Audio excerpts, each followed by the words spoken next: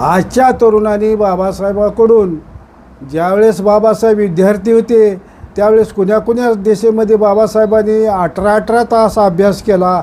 18 तास अभ्यास करून आज जगातल्या नामांकित डिग्र्या कमिल्या.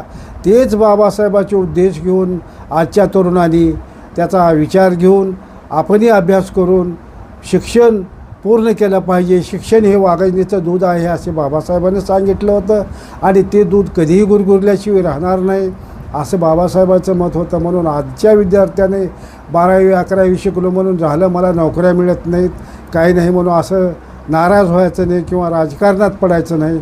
तर शिक्षण हे तुम्हाला जिथपर्यंत शिक्षण शिकता येते तिथपर्यंत शिका. तुमचं शिक्षण कधीच वाया जाणार नाही.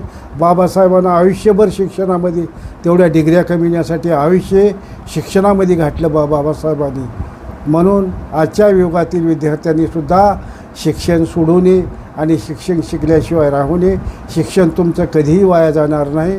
म्हणून आजच्या लोकांना, तरुण पिढींना माझी अशी विनंती आहे की त्या तरुण पिढीनं घाबरू नये किंवा हे शिक्षणात मला नोकरी नाही किंवा हे मिळत नाही म्हणून शिक्षण सोडून देऊ नये.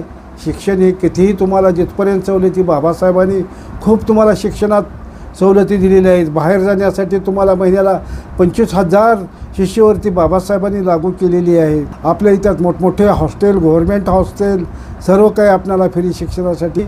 शिक्षण शिकत असताना राजकारणात पडू नका किंवा लोकांच्या बळी जाऊ नका किंवा वाईट व्यसनी जाऊ नका. शिक्षण तुमचं पूर्ण झाल्यानंतरच राजकारणात तुम्ही पडा.